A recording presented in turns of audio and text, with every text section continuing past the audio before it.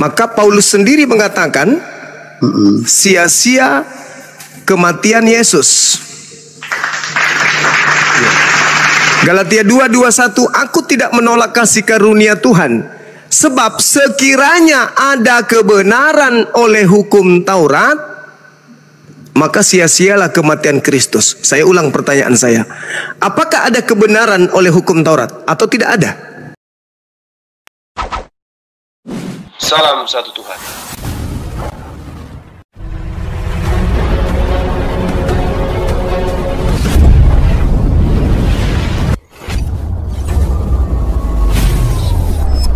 Ya, pengantar ini singkat para sahabat. Dukung semua ya sahabat-sahabat kita channel Densa News Muslim. Di like, di subscribe, di share sebanyak mungkin untuk supaya mencegah sahabat-sahabat kita di luar sana Tidak terpengaruh terhadap pemurtadan. Semoga Allah memberikan selalu sikap istiqamah. Salam satu Tuhan, Allahu Akbar. Dalam hidup ini bila kita hanya menaruh pengharapan kepada Kristus, ya, itu konsepnya begini, Bang Cuma. Jadi dia bicaranya begini, Bang Cuma, ya, sia-sialah bila kita hanya menaruh pengharapan kepada Kristus. Tapi yang benar adalah Yesus telah mati di kayu salib. Jadi kematiannya itu tidak boleh sia-sia. Jadi setiap orang yang percaya kepada Dia harus sungguh-sungguh mengikuti apa yang telah Dia lakukan, apa yang telah diajarkan dalam firman itu. Jadi tidak bisa kita hanya melakukan itu semaunya kita, tapi kematian Dia itu tidak menjadi sia-sia bagi kita. Itu maksudnya. Nah, itu bisa juga kita baca, kalau bisa kita lihat itu ada di 1 Korintus, itu yang berbicara tentang salib itu, kekuatan Allah itu bisa dibaca juga di 1 Korintus, kalau tidak salah ayat 1, 1 Korintus 1 ayat 18 ya. Saya coba lihat ya. Supaya kita baca konsepnya dulu, biar tentang kenapa salib itu menjadi kekuatan Allah, biar kita memahaminya dengan benar. 1 Korintus. Saya buka Alkitab ya, Bang Sumaya. Iya, silakan Bang. Iya. Jadi, iya. Sambil Anda buka, ya. Di sini kalau kita melihat salib itu kutuk. Tadi saya menjelaskan salib itu adalah kutuk. Ya. Baik menurut Al-Quran maupun menurut kitabnya orang Yahudi. Tapi bagaimana dengan kitabnya orang Kristen? Kalau dengan kitabnya Kristen, salib itu adalah satu kebodohan. 1 Korintus 1:18. Kemudian di dalam kitab saudara 1 Korintus 1:23. Jadi salib itu adalah satu kebodohan. Nah, sekarang ketika saya bertanya, adakah kebenaran dalam hukum Taurat? Ada. Nah, kalau ada, berarti sia-sialah kematian Yesus. Oke. Yang kalau Bang Suma bicara itu, kita baca ya Bang Suma ya. Silakan. Kita baca di Efesus 2 ayat 15 ya, ayat 15, biar kita jangan terpaku pada hukum Taurat ya dan kitab para nabi ya.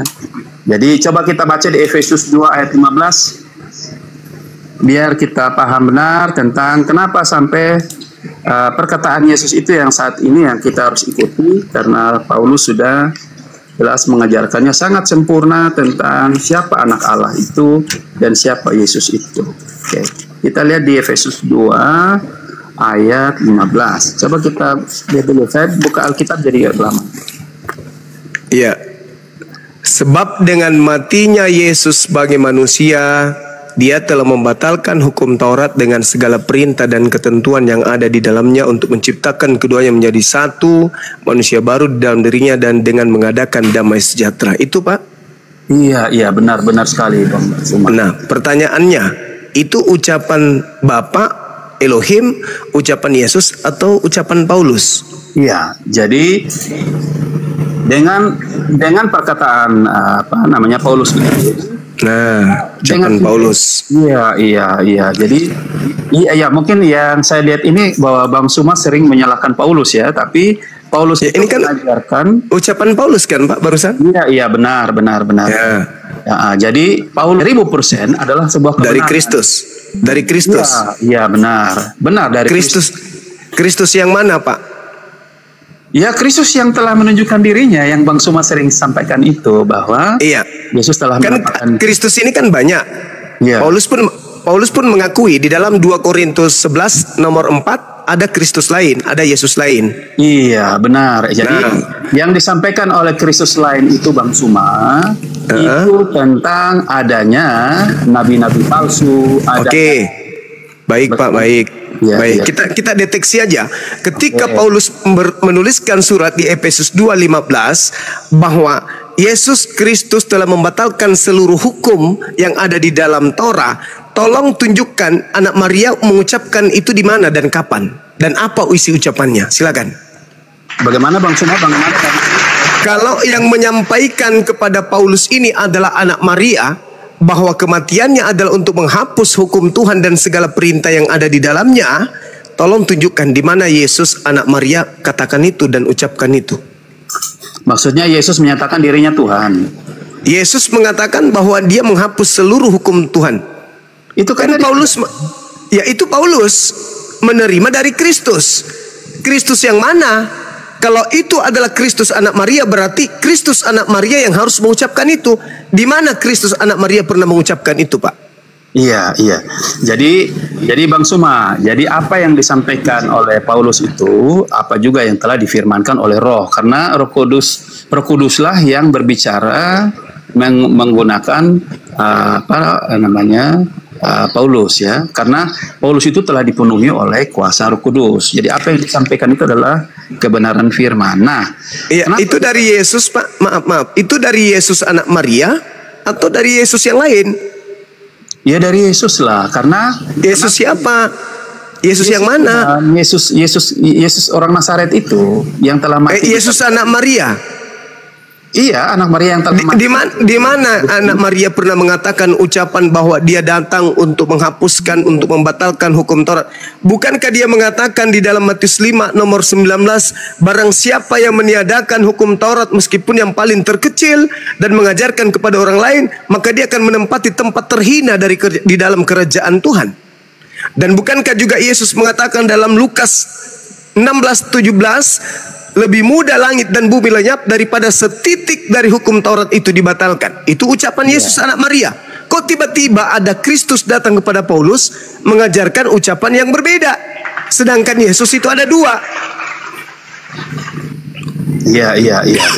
Itu benar, 1000% benar lah Bang Suma, benar. Jadi kalau kita mau mengenal apakah Paulus ini nabi benar ataukah dia palsu, bisa kita lihat dari ajarannya. Nah, ajaran Paulus itu tidak ada satupun yang bertentangan Lah tadi barusan Yesus, ya. Jadi Yesus mengatakan lebih mudah langit dan bumi lenyap daripada setitik dari hukum Taurat. Hilang. Betul. Kenapa Paulus mengatakan bahwa seluruh isi Taurat dan seluruh perintah yang ada di dalamnya batal? Itu ilmu dari mana Paulus dapatkan? Iya. Jadi makanya saya sampaikan biar dipahami ya. Jadi Paulus itu menyampaikan tentang kabar baik tentang keselamatan itu. Jadi dengan kematian Kristus itulah yang telah membawa damai antara manusia dengan Allah itu. Ya, jadi apa yang disampaikan Paulus itu jelas bahwa benar-benar itu dari Roh Kudus. Dan kok bertentangan? Roh Kudusnya kok bertentangan dengan Yesus, Bang? Yesus mengatakan barang siapa yang meniadakan hukum Taurat meskipun yang paling terkecil lalu mengajarkan kepada orang lain, maka dia akan menempati neraka. Itu di mana? Matius 19. Matius 5 nomor 19. Oke, kita baca saja ya Bang Suma ya. Iya, silakan. Tadi saya sudah baca itu, silakan. Biar di Matius 5 nomor 19. Oke. 19. Ya, ini perikopnya tentang garam dunia dan terang dunia. Bukan ya, Yesus dan hukum Taurat ya. Oke. Ayat 19. Karena itu siapa yang meniadakan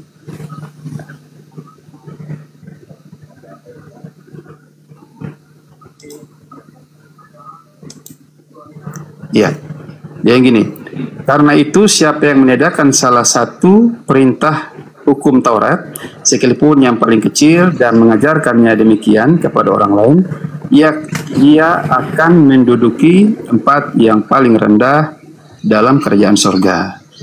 Tetapi siapa yang melakukan dan mengajarkan segala perintah-perintah hukum Taurat, ia akan menduduki tempat yang paling tinggi di dalam kerajaan surga. Ya, jadi itu berbicara tentang hukum dan segala perintah-perintahnya yang Tuhan perintahkan kepada manusia. Jadi yang kalau dihilangkan, kalau dihilangkan Pak, dia menempati tempat apa? Masuk surga. Paulus tidak pernah menghilangkan setitik pun. Yang tadi Efesus 5 tadi, Efesus 2 nomor 15 itu apa Pak? Iya, makanya itu yang kita sampaikan bahwa Paulus sampaikan bahwa dengan matinya Yesus itu telah membatalkan hukum Taurat dan segala. Nah, itu ilmu dari mana Paulus dapatkan? Ya Roh Kudus lah, karena berarti roh apa kan ada dalil 1 Yohanes 4 nomor 1, ujilah setiap roh, sebab banyak nabi-nabi palsu yang datang mengajarkan ajaran yang menyesatkan. Sekarang Yesus mengatakan dalam Matius 5 nomor 19 yang dipelintir oleh Lembaga Bible Indonesia. Di situ dalilnya, karena itu siapa yang meniadakan salah satu perintah dari hukum Taurat sekalipun yang paling terkecil dan mengajarkan kepada orang lain, ia akan menduduki tempat yang hina, elakistos dalam bahasa Yunani. Tempat yang paling hina di dalam kerajaan langit, bukan kerajaan surga. Dalam kerajaan langit. Tetapi siapa yang melakukan dan mengajarkan segala perintah-perintah hukum Taurat, ia akan menduduki tempat yang tertinggi di dalam kerajaan langit. Bukan surga Pak. Kerajaan langit. Kerajaan langit itu ada dua. Ada surga, ada neraka. Kata Yesus, barang siapa yang meniadakan meskipun yang paling terendah dan mengajarkan kepada orang lain, maka dia akan menempati tempat terhina di dalam kerajaan langit. Artinya, Paulus dengan mendoktrin Kristen, mengajak orang Kristen meninggalkan hukum Taurat dengan mengatakan Yesus menjadi tumbal untuk menghilangkan segala perintah-perintah Tuhan yang ada dalam hukum Taurat, maka orang-orang Kristen akan menempati tempat terhina dalam kerajaan langit menurut pengakuan Yesus dalam Matius 5 nomor 19. Itu data. Jangan Anda mengatakan tidak bertentangan. Yang satu mengatakan meskipun yang paling terkecil, yang satu mengatakan membatalkan hukum Taurat dengan segala ketetapan yang ada di dalamnya. Yang kecil aja Pak menempati tempat terhina, apalagi segala ketetapan. Jadi jangan Anda mengatakan itu ajaran Yesus. Tidak. Yesus anak Maria tidak mengajarkan menghilangkan hukum Taurat. Yang mengajarkan menghilangkan hukum Taurat adalah Yesus palsu yang datang kepada Paulus. Gitu Pak. Kita bisa lihat di Matius 23 itu tentang Yesus mengecam ahli-ahli Taurat dan orang-orang Farisi, Bang Suma, ya. Kenapa sampai hal itu terjadi? Karena pengajaran-pengajaran mereka itu kelihatannya seperti kebenaran, tetapi sebenarnya telah membelokkan kebenaran itu. Ya, jadi di situ dibilang gini. Ya, kalau saya ambil garis besar poin besarnya saja lah ya. Kalau di pasal berapa ya? 23 ayat 13 ya. Dia bilang gini ya. Celakalah kamu, hai ahli-ahli Taurat dan orang-orang Farisi. Hai kamu orang-orang munafik, karena kamu menutup pintu kerajaan surga di depan orang, sebab kamu sendiri tidak masuk dan kamu merintangi mereka yang berusaha untuk masuk. Celakalah kamu, hai ahli-ahli Taurat dan orang-orang Farisi, hai kamu orang-orang munafik, sebab kamu menelan rumah janda-janda, sedang kamu mengelabui mata orang dengan doa yang panjang-panjang. Sebab itu, kamu pasti akan menerima hukuman yang lebih berat. Itu ajaran Yesus tentang ahli-ahli Taurat ya. Jadi mereka selalu membawa seperti kayak itu adalah sebuah perintah Tuhan, itu adalah sebuah kebenaran. Tetapi sebenarnya ajaran mereka itu hanya untuk memuaskan keinginan mereka. Itu siapa itu Pak? Yang dimaksud mereka di situ orang Farisi ahli Taurat itu siapa? Ya untuk bangsa Yahudi sendiri kan. Jadi orang-orang Paulus, termasuk Paulus kan? Jadi begini semuanya enggak, bukan harus termasuk kita. Harus jujur. Coba Coba Anda bukan Anda, emang Anda ahli Taurat, emang Anda itu orang Farisi, ada-ada aja. Celakalah kamu hai ahli-ahli Taurat dan orang-orang Farisi, hai orang munafik, sebab kamu mengarungi lautan dan menjelajahi daratan untuk mentobatkan satu orang saja menjadi penganut agamamu, dan sesudah ia bertobat kau menjadikan dia orang neraka dan 2 kali lebih jahat daripada kau sendiri. Pertanyaan saya, siapa orang Yahudi, orang Farisi yang meninggalkan Yerusalem, menyeberangi lautan, menjelajahi daratan, mentobatkan orang-orang Roma? Itu siapa, Pak? Paulus. Nah itu. Kalau bukan Paulus lalu siapa? Iya, jadi itulah yang Yesus sampaikan, supaya benar-benar apa yang disampaikan Paulus itu benar-benar datangnya dari Tuhan. Jadi bagaimana ceritanya datang dari Tuhan, Pak? Paulus itu Tuhan yang mana yang datang kepada Paulus membatalkan hukum Taurat? Tuhan, Pak, sabar. Tuhan, Pak, ketika dia datang kepada Nabi Musa, apa yang diterangkan kepada Nabi Musa? Di dalam Kejadian 17 nomor 14, barang siapa yang membatalkan sunat kulub, maka bunuhlah, karena dia telah membatalkan perjanjian kekalku. Itu perintah Tuhan yang datang kepada Paulus. Galatia 5 nomor 2, barang siapa yang menyunatkan kulubnya, maka Yesus Kristus tidak berguna baginya. Itu siapa yang perintahkan seperti itu, Pak? Oh, itu tentang bersunat ya. Ya kan Anda tadi mengatakan bahwa yang berfirman kepada Paulus itu adalah Tuhan. Padahal Pak, kalau Anda menyanjung Paulus dan menyanjung kemudian ajaran Paulus, lalu kenapa Paulus bertaubat kemudian mengajarkan agama Kristen ketika dia kembali ke Yerusalem? Kenapa dia bertaubat? Di dalam Kisah Para Rasul 21, Pak, nomor 15 sampai nomor 26, Paulus nyata bertaubat dari mengajarkan tidak bersunat. Baca Para Rasul 21 nomor 15 sampai 26, Paulus bertobat. Malah Paulus ketika bertobat mempersembahkan persembahan yang diajarkan oleh Nabi Musa. Setelah dia keluar meninggalkan Yerusalem, membuat orang-orang Roma, orang-orang Yahudi, non-Yahudi yang ada di luar sana, termasuk orang-orang Yahudi yang hidup di tengah-tengah bangsa asing, setelah dia pulang dari sana mengajarkan untuk meninggalkan Taurat, kembali dia ke Yerusalem, disuruh sama rabi-rabi untuk bertaubat karena telah melakukan kesalahan fatal, yaitu melarang orang lain bersunat. Baca kitab Anda, Kisah Para Rasul 21 nomor 15 sampai nomor 26. Jadi Paulus ini bertaubat, Pak, dari mengajarkan agama Anda. Berarti agama Anda itu tidak benar, karena Paulus sebagai rasul Anda pun bertobat. Nah, sekarang pertanyaan saya, kapan Anda bertobat? Paulus saja bertobat dari mengajarkan agama Kristen, masa Anda tidak? Jadi Bang Soma, kalau bicara tentang bersunat, memang versi kita berbeda ya. Kalau dulu kita itu diajarkan oleh Nabi kita Abraham tentang bersunat. Ya, tentang bersunat. Bersunat itu secara lahiriah, ya. Tetapi yang dimaksud oleh Yesus Kristus itu adalah bersunat hati, bukan secara. Di mana Yesus mengajarkan sunat hati, Pak? Oke. Saya silakan dulu. Iya, silakan. Biar Bang sunat lah. Oke. Saudara, sabar, saya jelaskan dulu sedikit. Karena Anda sudah lari kemana. Sunat hati itu diperintahkan kepada bangsa Israel. Betul. Di dalam Ulangan 30 nomor 6. Kenapa mereka disuruh sunat hati? Karena mereka sombong. Sombong kepada siapa? Sombong kepada perintah Tuhan. Ketika mereka Ulangan 30 Anda baca. Ulangan 30 atau ulangan 10 Bang Suma? Ulangan 10, ulangan 30 iya. Banyak, Pak, membahas tentang sunat hati. Sunat hati itu banyak, ya. Yang pada intinya sunat hati itu adalah memotong kesombongan dalam diri hati kita, dalam diri manusia, agar hatinya itu tunduk kepada perintah Tuhan.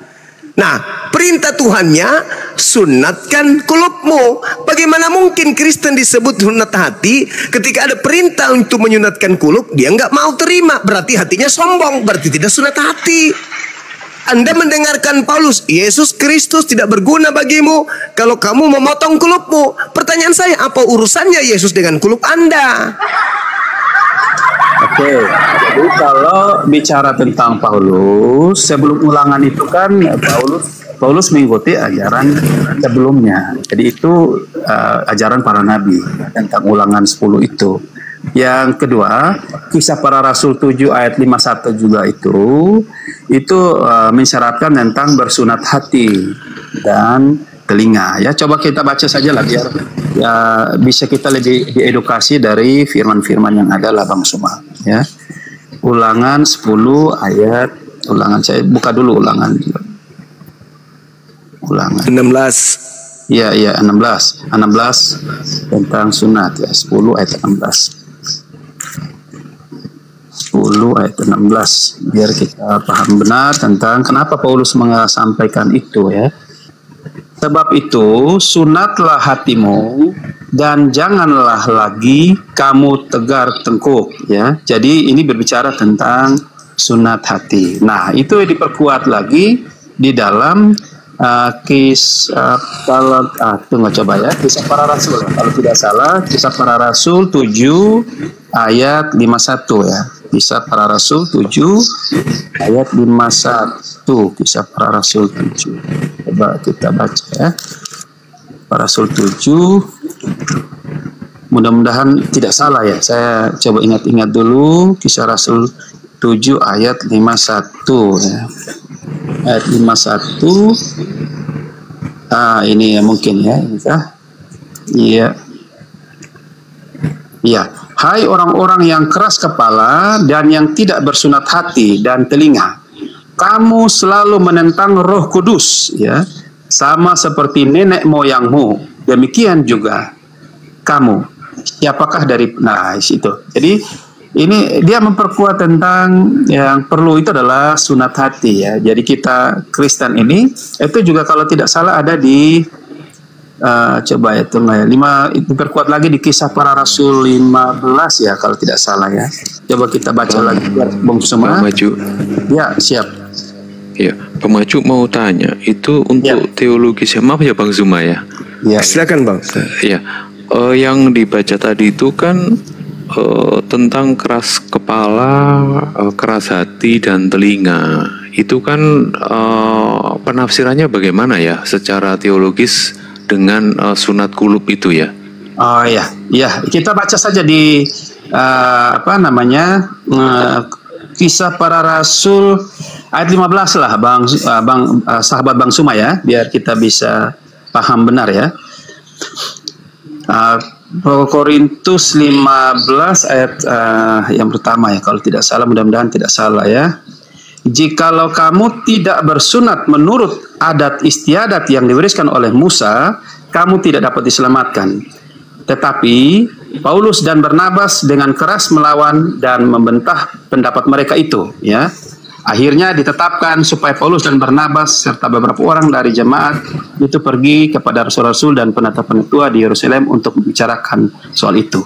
Jadi itu sudah ditantang oleh Paulus dan Barnabas ya, sudah sebelumnya tentang hal bersunat itu.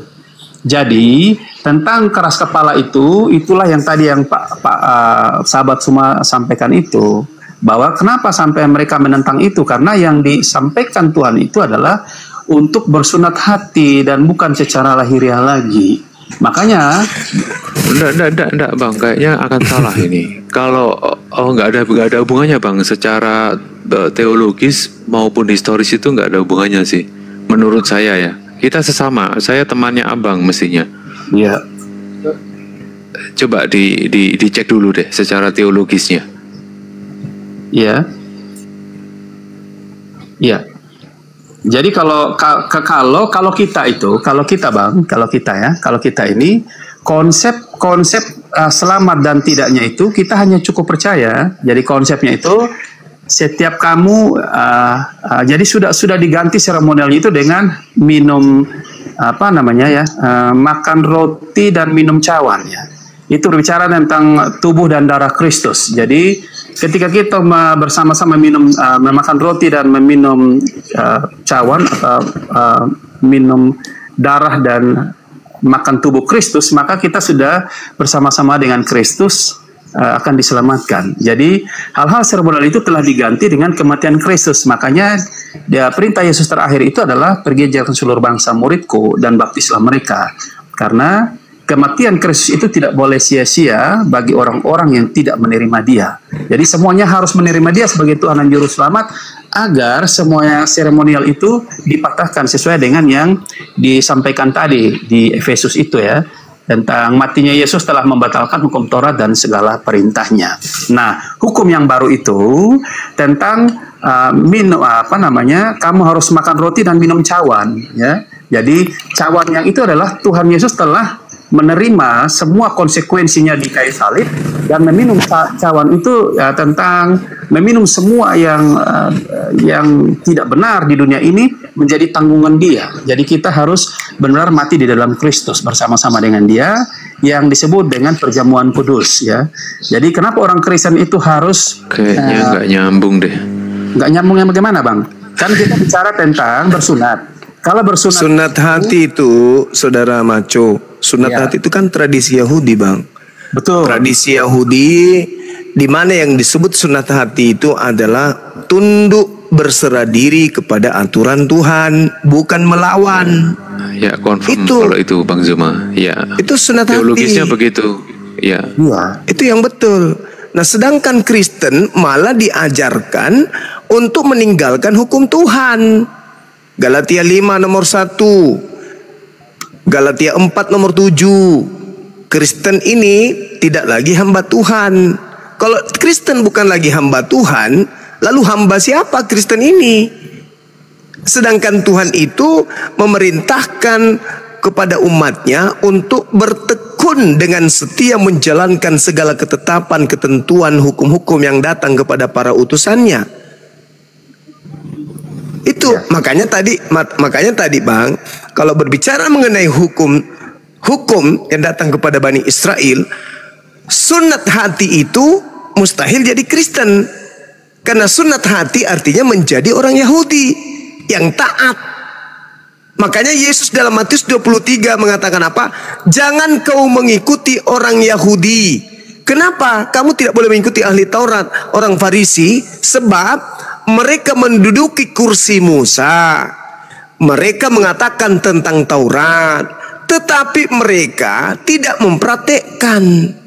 Makanya dalam hukum Taurat itu, Ulangan 27 nomor 26, terkutuklah orang yang tidak mempraktekkan hukum Taurat dengan perbuatan. Hukum Tauratnya sunat kulubmu. Kalau ada orang tidak menjalankan hukum itu dengan perbuatan, terkutuk. Itu dalil, Bang. Makanya orang Yahudi disuruh tunduk kepada hukum Tuhan. Jadi kalau Anda tidak bersunat, perintah Tuhannya apa? Terkutuk. Anda terkutuk karena Anda tidak menyunatkan nonot Anda. Itu dalil.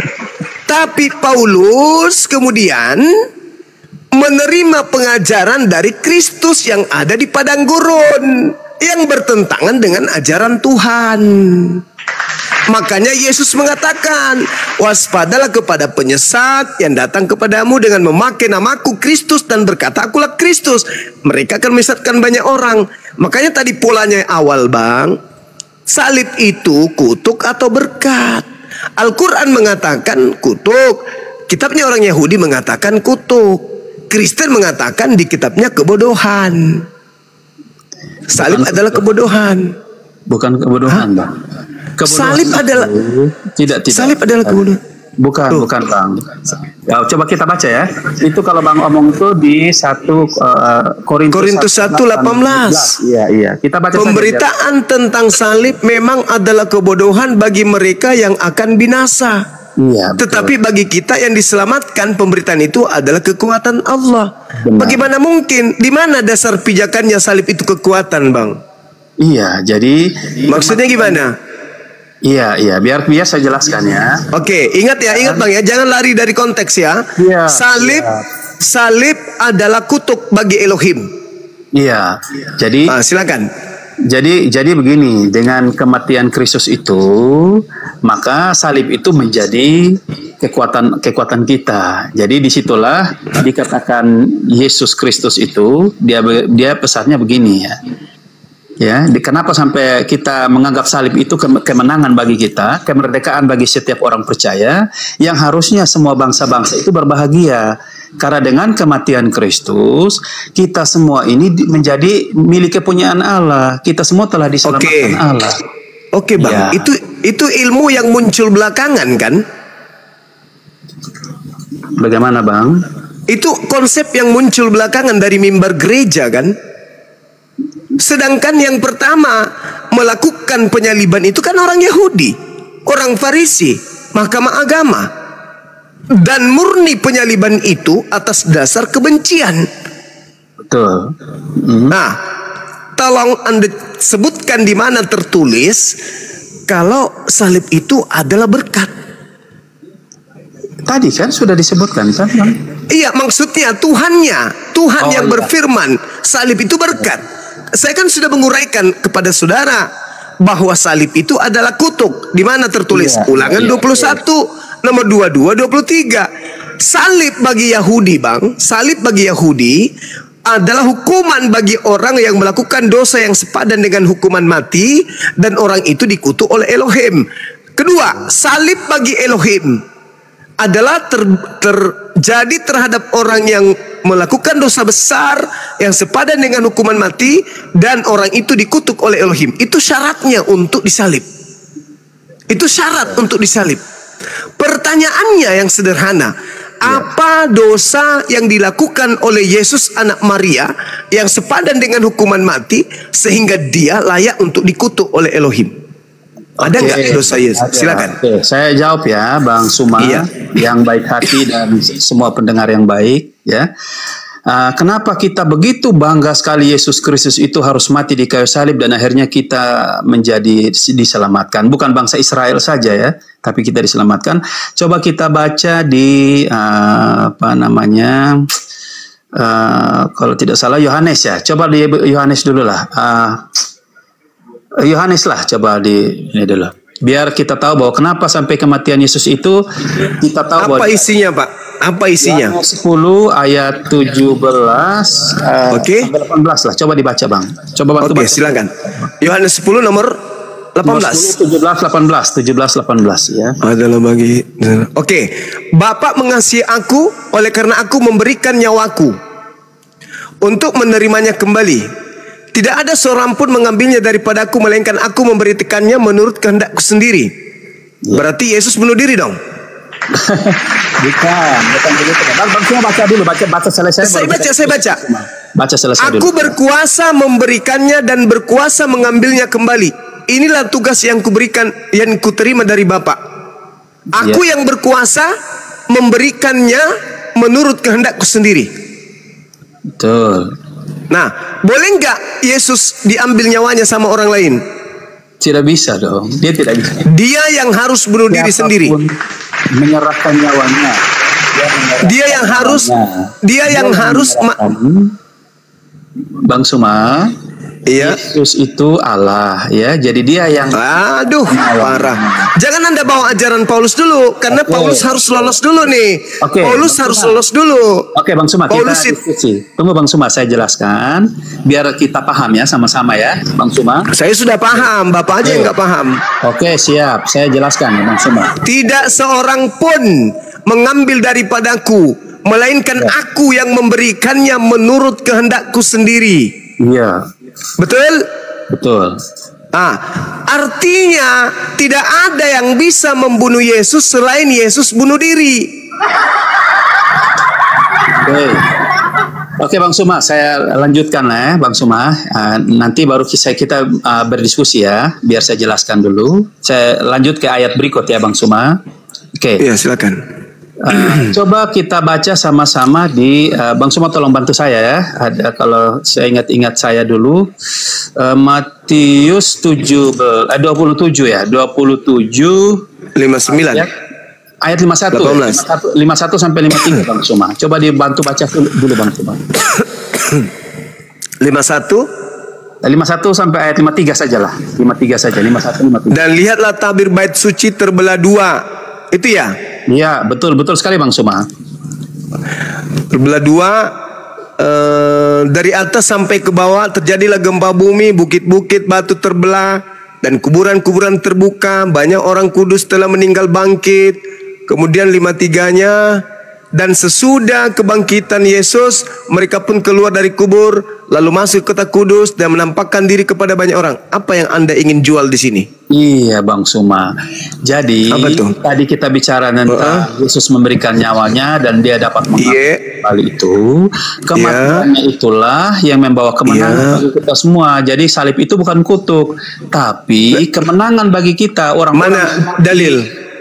Dalilnya kan orang-orang mati kan, orang-orang kudus kan bangkit, ya, dan masuk dalilnya Pak, dalilnya mana bahwa salib itu adalah berkat? Itu dalilnya di mana? Ini kan kita bicara tentang Yesus setelah mati di kayu salib kan Bang Suma, yang memberikan. Kalau yang saya baca Bang, Matius 20 itu menggenapi nubuat Pak, di dalam Lukas 21 nomor 8.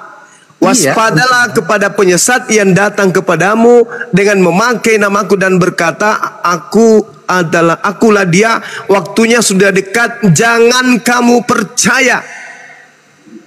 Penyesat itu datang dengan memakai namaku dan berkata, waktunya sudah dekat, jangan kau percaya. Apa tanda-tanda kemudian datangnya penyesat itu? Itu tadi, kuburan terbelah, terjadi gempa bumi. Coba Anda baca di dalam Lukas 21 nomor 8, nomor 9, nomor 10, nomor 11, nomor 12. Endingnya di nomor 12 Pak. Namun sebelum semua itu terjadi, terlebih dahulu kamu ditangkap, kamu disesak, kamu dianiaya, kau dimasukkan ke dalam rubah-rubah ibadah, kau diperhadapkan kepada raja-raja. Sebelum terjadi penyesat itu datang, terlebih dahulu kamu ditangkap dan aniaya. Pertanyaan saya Pak, siapa yang melakukan terhadap murid-murid Yesus ini? Iya. Kok iya Pak? Siapa yang melakukan penganiayaan terhadap murid Yesus ini, siapa? Ya, salah satunya adalah Paulus sebelumnya. Bagus. Itu jawabannya. Sebelum penyesat itu kemudian menyesatkan, terlebih dahulu dia menangkap murid-murid Yesus. Makanya saya tadi tergelitik ketika Bapak mengatakan, sabar dulu, nanti gantian kita.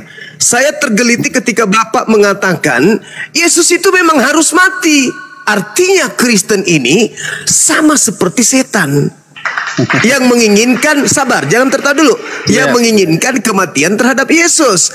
Yesus mengatakan di dalam Yohanes 8:37 sampai nomor 44, yang ingin membunuh Yesus itu adalah anak-anak setan.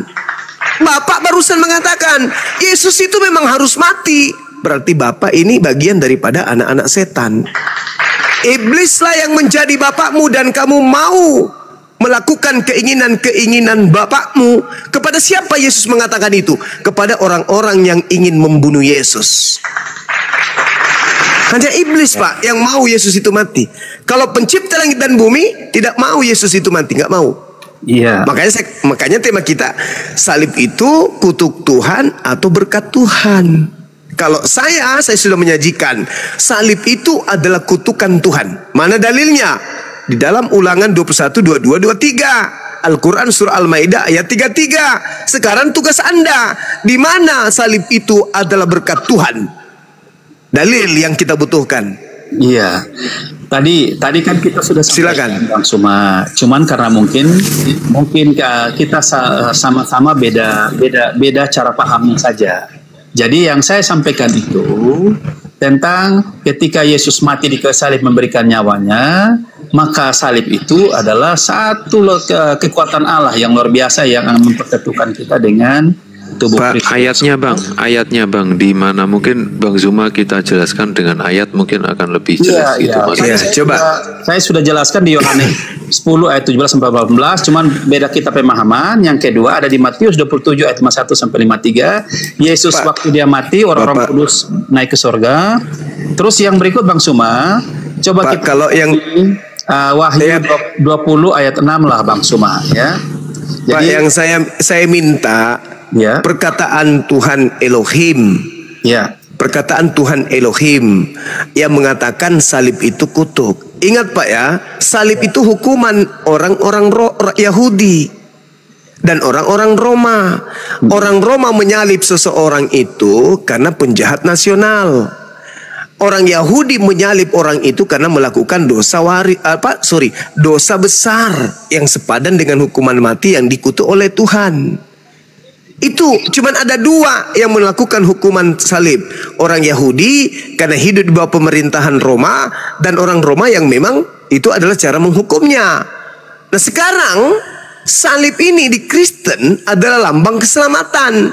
Sedangkan salib itu asalnya dari Yahudi dan Roma. Roma menyalib seseorang karena penjahat.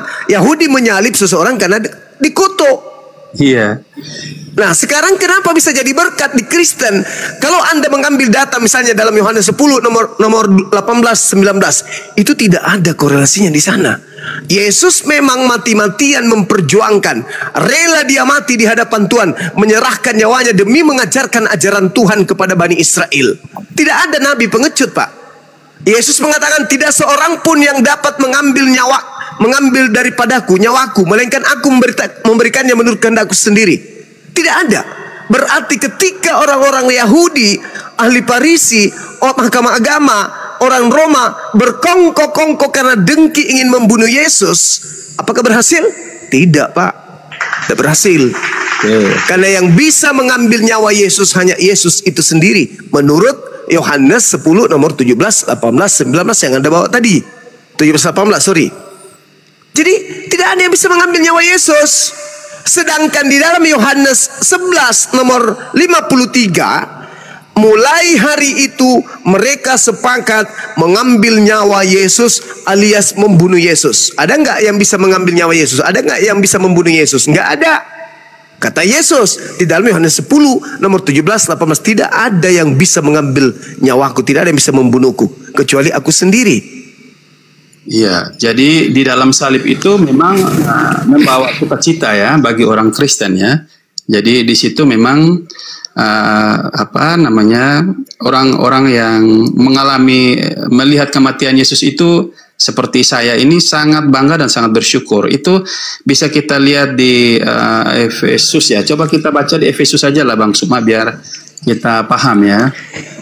Efesus 2 ayat ya udah selesai itu Pak, udah selesai.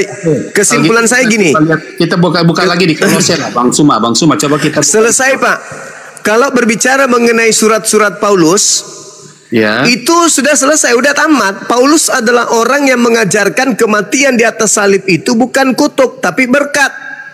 Iya. Itu udah selesai. Nah sekarang firman Tuhan yang mengatakan salib itu berkat itu di mana tertulis? Iya. Coba kita baca di Ibrani lah, Ibrani 12. Ibrani itu penulisnya sampai hari ini kita tidak ketahui siapa. Yang saya tanya firman Tuhannya Pak. Firman Tuhannya mengatakan begini. Keluaran 23 nomor 7 nomor 8. Iya. Dusta jangan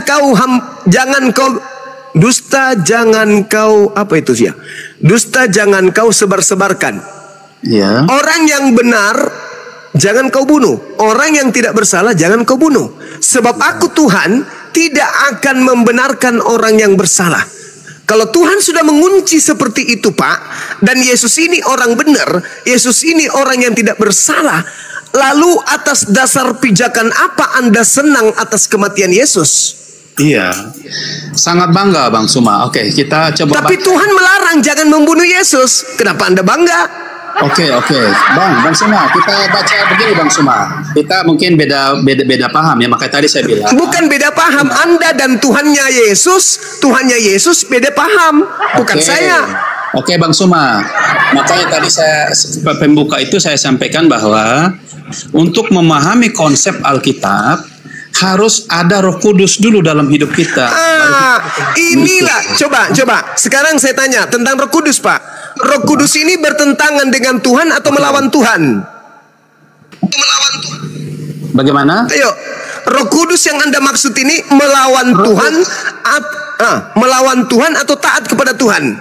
Roh Kudus, ingat Pak, Yohanes 6:16 kata Yesus di data nomor 7, 8, 9, 11, 12 dan juga 13-nya, Roh Kudus tidak berkata-kata dari dirinya sendiri, melainkan apa yang didengarkan dari Tuhan itulah yang disampaikan. Nah sekarang Tuhannya berfirman, jangan kau membunuh orang yang benar, jangan kau membunuh orang yang tidak bersalah. berarti Roh Kudus harus tunduk kepada perintah itu. Roh Kudus yang Anda maksud, Roh Kudus yang bertentangan dengan Tuhannya Yahudi, atau Roh Kudus yang justru tunduk kepada Tuhannya Yahudi? Mana yang Anda maksud Roh Kudus ini? Jangan-jangan roh setan? Kita kalau bicara Roh Kudus, Bang Suma, Roh Kudus itu datang ke dunia itu karena diutus oleh Allah dalam nama Yesus Kristus, Bang Suma. Yesus Kristuslah yang meminta Roh Kudus itu datang ke dunia. Jadi apa yang disampaikan Paulus itu adalah rohnya Tuhan, ya, karena Roh Kudus, karena Yesus yang meminta untuk menyertai semua orang percaya. Rohnya Tuhan, rohnya Tuhan bertentangan dengan Tuhan nggak? Ya tidak mungkin dong, Bang Suma. Tidak mungkin. Ya. Sekarang Tuhan melarang membunuh orang yang tidak bersalah. Ya. Boleh nggak Yesus dibunuh menurut Roh Kudus? Ya memang harus, wajib Yesus terus menyelamatkan. Bagaimana Anda mengatakan harus? Sementara Tuhan tidak menginginkan pembunuhan terhadap orang benar. Yang membunuhnya kan itu orang Yahudi, Bang Suma. Ya, iya. Yang membunuhnya, yang membunuhnya adalah orang Yahudi. Tuhan tinggal diam ketika orang benar ini ingin dibunuh. Tuhan tinggal diam, Tuhan merestui, Tuhan mengiyakan, Tuhan mengaminkan, Tuhan membiarkan, atau Tuhan akan membelanya? Kalau dari tadi yang saya dengar yang pakai mana? Pasal Yohanes kah? Ya, Yohanes. Ini soal Tuhan membenarkan atau tidak. Ini kan soal yang Yohanes 10 ayat berapa tuh tadi? 17. Oke, saya baca yang dari sebelum dari ini ya, dari ayat sebelumnya ya. Ya. Sama seperti Bapa mengenal aku dan aku mengenal Bapa, dan aku memberikan nyawaku bagi domba-dombaku. Ada lagi padaku domba-domba lain yang bukan dari kaum ini, dari kandang ini. Domba-domba ini harus kutuntun juga, dan mereka akan mendengarkan suaraku, dan mereka akan menjadi satu kawanan dengan satu gembala. Bapa mengasihi aku karena aku memberikan nyawaku untuk menerima kembali. Berarti Bapa mengasihi Yesus untuk memberikan nyawaku dan menerimanya kembali. Berarti kan memang Allah Bapa ini memang merestui bahwa ini bukan bercerita tentang penyaliban, Cak Ayu. Anda menerjemahkan ini. Loh, mana ada salib di situ? Salib. Mana ada salib di sini? Nah, di mana dalilnya Yesus? Peristiwa untuk pengorbanannya Tuhan Yesus di kayu salib. Kata siapa? Kata siapa Yohanes 10 berbicara mengenai? Ini kan gini. Lihat, ini kan memberikan nyawa, kan berarti kan akan memberikan nyawa, tapi kan bukan disalib. Yesus memperjuangkan kemudian. Perkaranya gini, Bang Zuma. Loh, gimana ceritanya orang-orang ini? Caranya kan gini. Sekarang yang dipermasalahkan kan kutuk atau berkata. Definisi salib dulu. Salib ini kan menurut Yahudi kutuk, karena memang kutuk. Itu, menurut Tuhan? Menurut Tuhan? Kutuk, ya kan? Menurut Tuhan? Menurut Tuhan dari yang mana dulu maksudnya? Ya, Ulangan 21, 22, 23 lah. Menurut Tuhan yang disalib. Lah. Kan di Taurat kan? Itu yang dikutip oleh Paulus. Galatia 3 nomor 13. Kristus telah menebus Kristen dari kutuk hukum Taurat dengan jalan menjadi kutuk karena Kristen, sebab ada tertulis, terkutuklah orang yang mati digantung di tiang salib. Tertulis di mana? Ulangan 21, 22, 23. Terkutuk itu menurut pemahaman orang Yahudi. Itu firman Tuhan. Menurut pemahaman orang Yahudi. Kalau menurut firman Tuhan, berarti seperti yang Apa? Aduh, Di mana masa Tuhan ya? menginginkan? Ini kan Sebentar bang. Iya, silakan. itu kan adalah satu. Bang, perjanjian lama itu diakui sebagai Alkitab kita nggak ya? Sampai saat ini di gereja. Tetap diakui. Oke. Tetap diakui. Ya, aduh, Kita gemas saya. juga. Bang, cuma Iman memotong. juga. Masuk bang, silakan. Bang Rustem silakan. Jadi Kalau sudah sebenarnya- diakui, terus apa yang dibantah bang maksudnya? Jadi ada namanya istilahnya kaidah antara pemahaman orang Yahudi saat waktu di Perjanjian Lama, ada pemahaman tentang ajaran baru yang dibawa oleh Kristus, terus kemudian yang diteruskan oleh Paulus. Kristus tidak Mungkin menghilangkan satu iota pun terlalu- dari hukum Taurat ya. Masalahnya. Kristus Bagaimana? tidak menghilangkan satu iota pun dari hukum Taurat, kan gitu. tapi menggenapi, Melengkapi Sampai berarti. semuanya tergenapi. menggenapi. Iya, menggenapi itu dihilangkan atau melengkapi? Menggenapi itu adalah tahu menggenapi artinya semua yang tertulis itu telah digenapi, bukan menghilangkan atau menambah atau bagaimana. Itu menggenapi. Genap bahwa dengan kematian sedikit. Kok kematian? Kok digenapi dengan kematian? Pak, Maksudnya salib ini dulu apa? Salib ini hukuman untuk siapa salib ini? salib itu kan dikenakan kepada Yesus karena sifatnya istilahnya pengertian dari ahli-ahli Farisi, ahli-ahli Taurat itu bahwa ajaran yang Yesus bawa ini akan merusak tatanan yang sudah mereka kerjakan selama mereka menjadi ahli-ahli Taurat yang mereka kerjakan dengan hukum Salib Taurat. ini apa, Bang? Salib ini hukuman untuk siapa salib ini? Hubungan kepada orang yang mereka sangat salah, Nah, Yesus ini apa salahnya? dipersalahkan. Gitu. Yesus ini apa salahnya? Salahnya itu adalah salah bukan salah menurut orang Kristen ya, salah menurut ahli-ahli Taurat. Apa salahnya Yesus sampai dia harus disalib? Yang kami orang Kristen imani bahwa ahli Taurat mempersalahkan Yesus karena dia menentang apapun yang mereka ajarkan soal kebiasaan-kebiasaan orang Yahudi, seperti tidak boleh memberi persembahan di hari Sabat atau tentang banyak lah. Mungkin saya tidak hafal semua, sekarang saya juga bukan ahli Alkitab, tapi terima kasih nih Bang Sungga. Sebelumnya saya ini jarang baca Alkitab nih, sangat jarang. Setelah mulai saya nonton, saya cuma baca-baca juga. Cuman dari sini saya mulai merasa bahwa ini adalah ajaran yang benar, bahwa ada korelasi antara hukum Taurat, ada korelasi antara ajaran Kristen. Iya, juga kembali aja, Bang. Salib itu hukuman untuk siapa? hukuman kepada orang yang bersalah. Nah, Yesus apa salahnya? Menurut ahli Taurat dan Yahudi. Enggak, jangan menurut. Kan Anda sudah mengimani kematiannya. Anda kan sudah mengimani kematiannya. Nah, apa salahnya Yesus sampai dia harus dibunuh? Itu kan salahnya itu kan menurut ahli Taurat, bukan menurut umat Kristen. Maksudnya gimana ini?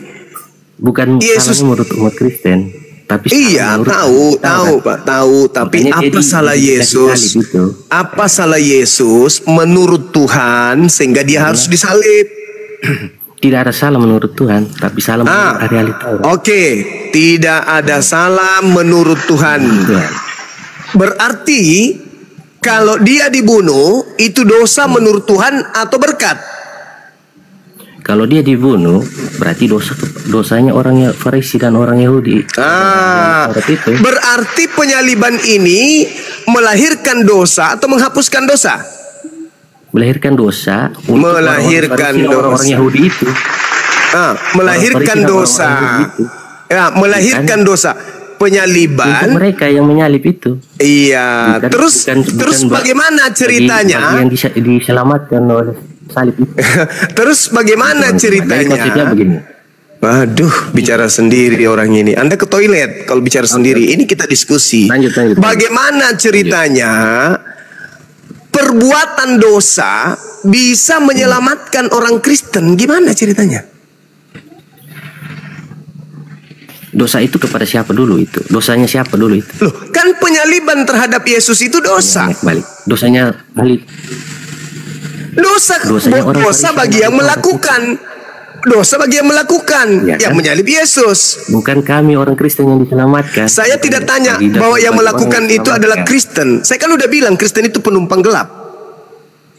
Dosa bagi yang menyalib. Dosanya dari mana? Bagi yang menyalib kan? Dosanya dari mana? Halo. Dia membunuh kan? Dari dosanya dari Tuhan. Tuhan yang memberikan dosa kepada pembunuh. Betul?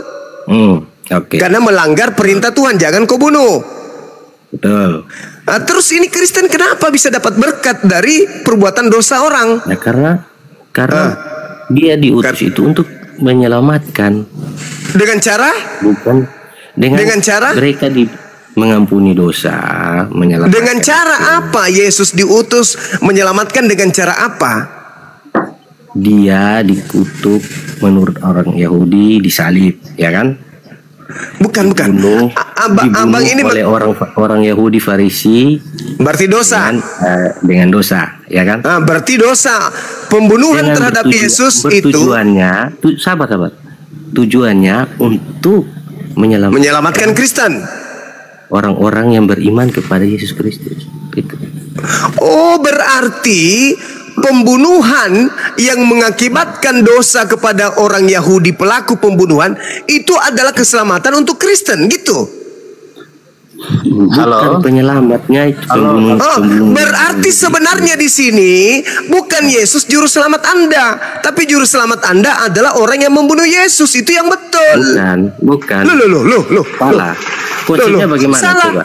Coba Kok salah? Coba menurut pikir logikanya ya. Kita menurut ya. Ini menurut ya. Ya nggak usah terlalu berbelit-belit, Bang, langsung aja.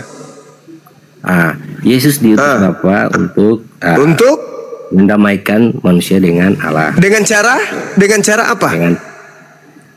Setelah dia mengajarkan tentang keimanan, maka timbullah iri hati dan enggak, dia diutus oleh Tuhan. Enggak usah banyak sandiwara. Dia diutus oleh Tuhan ke bumi ini untuk mendamaikan manusia dengan dosa, dengan Tuhan. Dengan cara apa? Sabar dulu, sabar. Jangan nggak bisa. Ke sana. Enggak, bukan di sini, bukan gereja. Kalau misalnya di sini bukan gereja, Bang. Iya, karena Anda ingin melilit lidah supaya kami bisa tertipu dengan pola Anda. Saya sudah paham. Anda ingin mengatakan bahwa Kristen bisa diselamatkan karena salib, betul? Tidak. Lalu karena apa? Karena pengorbanan Tuhan Yesus. Apa itu pengorbanan? Salib. Pengorbanan apa itu? Bahwa dia menyerahkan nyawanya. Dia disalib karena siapa? Dia disalib karena siapa? Karena iri hati dan berarti keselamatan Anda, berarti keselamatan Kristen berasal dari perbuatan-perbuatan buruk ahli Taurat. Betul? Tidak, bukan. Tidak lagi. Bukan. Yang mana yang jadi betul? Bagaimana bisa orang kalau misalnya Yesus itu tidak disalib misalnya. Berarti penyaliban itu adalah, dengar. Berarti penyaliban itu adalah hadiah dari pelaku maksiat. Bukan. Lalu siapa yang menyalib Yesus? Kan yang menyalib Yesus itu kan ahli Taurat dan ahli Taurat ini melakukan kebenaran atau melakukan kesalahan? Menurut hukum Taurat itu adalah kesalahan. Berarti membunuh adalah melanggar dosa. Kan? Adalah dosa. Dosa mereka. Dosa. Nah sekarang akibat dari dosa yang mereka tanggung, ada nggak yang diselamatkan dari dosa mereka itu? Yang diselamatkan adalah orang-orang yang percaya bahwa orang-orang yang berarti yang menjadi pahlawan di sana, Bang, siapa yang jadi pahlawan di sana? Pembunuh Yesus atau? Karena satu, dia mati. Kok jadi Yesus? Tapi dia bangkit. Kok jadi Yesus? Kenapa pembunuhannya orang Yahudi itu jadinya tidak ada arti? Karena dia bangkit, dia hidup lagi. Oh begitu. Jadi Iya, iman gila Kalau itu. misalnya dia Jadi mati begini. dan dia mati terus, sabar. Kalau kalau Yesus itu mati dan mati terus, bahwa berarti betul Yahudi, orang Yahudi itu yang berjasa untuk menjadi keselamatan, itu pahlawan bagi kami. Sekarang begini. Tapi karena Yesus mati dan dia bangkit, maka Oke, begini, saudara, jangan bicara sendiri, Bang. Jangan, saudara, daripada saya turunkan Anda, mending kita diskusi. Jangan bicara sendiri. Anda turun kalau Kan saya gitu, kalau Anda menjelaskan bicara secara sendiri, iman Anda ke saya, gereja. Sekarang begini, Saya bisa nggak menjelaskan Yesus? secara iman saya. Woi, Bahlul, bisa nggak Tuhan kau itu bangkit dari kubur kalau tidak dibunuh dulu? Talal. Sudah bodoh sombong. Kalau bodoh mau belajar nggak apa-apa. Ini bodoh Bahlul. Oh enggak, kalau dia mati terus nggak bangkit, berarti itu sia-sia. Sekarang pertanyaannya, kalau dia tidak dibunuh bisa bangkit nggak dari kematian? Dasar pemakan babi, otak nggak berfungsi. Udahlah, capek pun gak ada yang pintar orang Kristen ini memang. Halo, udah ditakdirkan menjadi bodoh. Kau lagi, apalagi. Silakan Dinda Kores. Diskusi Bang Suma. Maci belum mau tidur? Belum Bang Suma, ini masih perlu sama Bang Suma. Enggak, itu sama Bang Kores aja. 1 Korintus 4:10 itu cukup. Lanjut Bang Kores. Iya. Jadi bicara soal kutuk salib itu sebenarnya bisa dilihat juga di Lukas ya. Jadi malaikat sendiri yang menyampaikan kenapa Yesus harus disalibkan walaupun dia tidak berdosa. Karena itu Oh gitu. Malaikat menyampaikan di mana? Malaikat menyampaikan Yesus harus disalib. Menarik ini. Iya, memang ada, dicoba bacalah di Lukas 4 ya. Lukas 4. Lukas 24 ayat 4 sampai 7 lah, ayat 4 sampai 24 dari 4 sampai 7 ya kita baca. 24 ayat 4 sampai 7. Oke. Sementara mereka berdiri terbanggu-banggu karena hal itu, tiba-tiba ada 2 orang berdiri dekat mereka memakai pakaian yang berkilau-kilauan. Mereka sangat ketakutan dan menundukkan kepala, tetapi kedua orang itu berkata kepada mereka, "Mengapa kamu mencari dia?" D-nya gede ya. Yang menghidup di antara orang mati. Ia tidak ada di sini. Ia telah bangkit. Ingatlah apa yang dikatakannya kepada kamu ketika ia masih di Galilea, yaitu bahwa Anak Manusia harus diserahkan ke tangan orang-orang berdosa dan disalibkan dan akan bangkit pada hari ketiga, gitu ya? Iya, benar. Oh, jadi memang kalau gue sih mengambil perspektifnya agak berbeda. Jadi memang untuk menebus dosa, sang bapak harus membunuh anaknya ya? Jadi itu begini, ketawa. Bukan begini Bang, ya. Jadi supaya kita Gimana? paham. Coba, gue pengen paham nih. Lihat dulu dari sejarahnya, kenapa sampai Yesus harus disalibkan ya?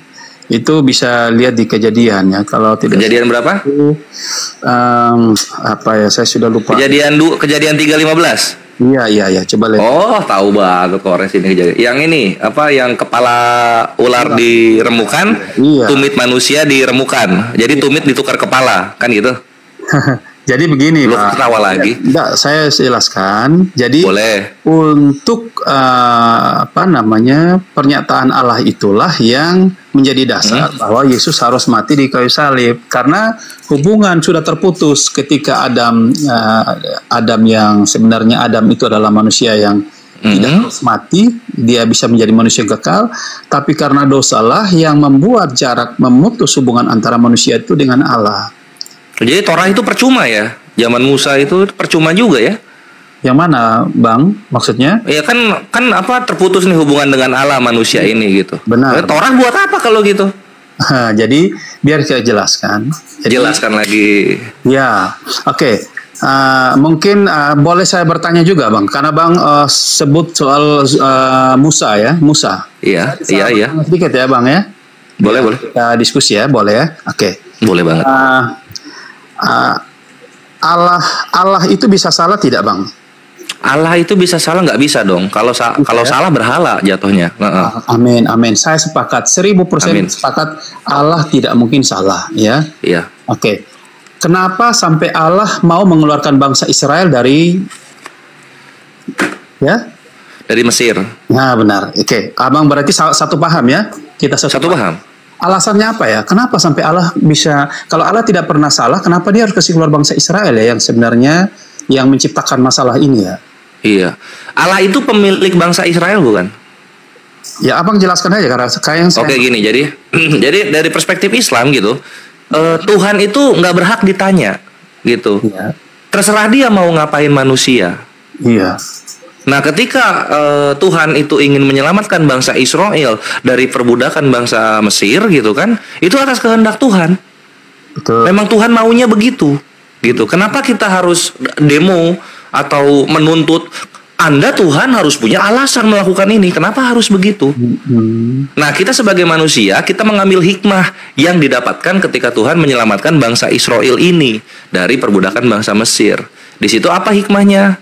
Di sini menyatakan bahwa keselamatan dari Tuhan itu ada, dan Bani Israel itu akan dipilih nantinya sampai waktu yang ditentukan menjadi bangsa yang melahirkan banyak nabi-nabi di dalamnya. Gitu. Iya. Nah, itu hikmah yang kita ambil, bukan alasan Tuhan mau ngapain, hikmah yang kita ambil. Gitu, Mabre. Terus berarti Allah tidak salah dong waktu menjanjikan tentang dari keturunan mula akan menginjak kepala, tidak salah kan? Jadi dari keturunan, kejauhan dong kalau ngambil ke sana. Ini Adam ini bukan cuma bapaknya bangsa Israel gitu. Lu kira bangsa Asuria, bangsa Mesir lahir dari botol keratineng? Kan enggak. Itu dari Adam juga gitu. Iya, iya. Nah, kalau Allah itu ini berwujud enggak, Bang? Allah. Tuhan itu berwujud. Iya, Tuhan itu berwujud tentunya. Berwujud apa ya, Bang ya? Kalau Allah berwujud apa? Kalau Allahnya orang Kristen berwujud manusia. Berwujud manusia, Allahnya orang Kristen. Oh, iya, kalau di kami Tuhan berfirman, segala sesuatu yang kamu sembah selain Allah hanyalah berhala-berhala yang serupa juga dengan kamu dan lemah seperti kamu. Jadi dalam konsep Islam, Allah menitikberatkan kepada kami, Tuhan itu tidak ada sesuatu pun yang menyerupainya. Oh ya. Apapun itu, nggak ada yang menyerupainya gitu. Oh, kalau Allah kita dari sejak awal sebelum dunia ini ada, dia sudah berupa manusia. Dia sudah berupa manusia. Waduh. Iya. Oh, ini silakan. Oke, kita baca ya. Bisa kita buka dalilnya, bisa biar bisa dipahami ya, Bang ya. Allah ya, boleh ngomong. Kenapa sampai dasarnya Allah orang Kristen itu berwujud ya? Tunggu ini Pak Rosrum, nanti kita lihat dulu ya. Dia dalilnya dari mana gitu? Tuhan itu bentuknya manusia. Silakan. Bisa ya? Boleh diskusi kan? Boleh ya? Bukan, kita lagi kontes nyanyi. Iya, diskusi. Silakan. Oke. Coba kita buka di kalau tidak salah itu saya ingat dulu Kejadian 1 ayat 26 ya. Iya, 26 sampai 27. Iya, 26 sampai 27 kalau tidak salah. Iya. Bisa dibantu di sini, Bang? Bisa. Ini sesuai terjemahan ya, Ikhwan ya. Untuk yang udah tahu dalam bahasa Ibraninya gimana, kita diam dulu. Baiklah, kita menjadikan manusia menurut gambar dan rupa kita. Koma, dah. Itu kan poinnya kan? Iya. Rupa. Iya. Jadi yang Nah, itu dalilnya. Sekarang Pak Rosrum silakan, apa tadi yang mau ditanyakan? Sempat kepotong. Boleh. Enggak, dilanjut aja ini. Dilanjut. Tadi saya mau ke sana juga sama. Coba lanjut aja dulu. Oke, silakan Mancu dilanjut. Iya. Halo. Iya. Oh ya, halo. Jadi kenapa sampai kita meyakini Yesus itu Tuhan ya? Karena sampai detik ini pun yang gambar dan serupa itu telah menjadi manusia ya. Makanya di Kejadian 1 dan seterusnya bisa dibaca bahwa pada mulanya adalah Firman, dan Firman itu bersama-sama dengan Allah, dan Firman itu adalah Allah. Terus yang sudah familiar, Firman itu telah menjadi manusia di Yohanes itu ya. Jadi memang luar biasanya kita tetap memegang teguh bahwa Yesus Kristus Tuhan itu, karena yang namanya Allah itu pasti penuh kuasa ya. Allah itu pasti penuh kuasa. Nah, sampai detik ini pun nama Yesus itu sangat berkuasa baik di bumi maupun di surga. Namanya itu bisa menyembuhkan orang, membangkitkan orang mati, bisa. Oke, stop. Nanti kita soal mujizat nanti Pak Mancu. Nah, sekarang yang gue pengen tahu, ketika Tuhan menurut Pak Mancu itu berwujud manusia, dia nampak berarti ya? Iya, nampak. Oh, dia nampak. Oke, kalau misalnya dia nampak, kenapa Paulus berkata di 1 Timotius 1:17? Coba dibacain Pak Mancu. Iya. Matius, bisa dibantu baca? Enggak, bukan. 1 Timotius 1:17. 1 Timotius 1:17 gitu. Ya. Ini kan katanya Tuhannya berbentuk manusia dan nampak gitu. Terus apa maksud Paulus begini? Hormat dan kemuliaan sampai selama-lamanya bagi Raja segala zaman, Allah yang kekal, yang tak nampak yang esa. Amin gak Pak Mancu? Amin, amin. Amin. Nah, Ya, kenapa Pak Mancu kontradiksi dengan Paulus? iya. Jadi, Manusia nampak. Oke. Ini Paulus bilang Allah yang kekal yang tak nampak. iya. Jadi Gimana itu? tak nampak itu karena dia telah ke sorga, Bang. Ya, jadi Oh, karena tak nampak itu karena dia telah ke surga. iya. Kan waktu Paulus kan sudah mengalami langsung juga kan. Jadi Yesus itu datang dengan kemuliaannya dia, makanya matanya sudah buta. Jadi karena matanya buta itu, ya matanya. Aduh, taruh aduh nih. Iya, ini kan. Oke, ini karena sudah ke sorga. Menarik ini. Coba kita lihat berikutnya, kita mundur sedikit, kita mundur satu pasal. Di 1 Timotius 1:16 Pak Mancu. 1 Timotius 1:16.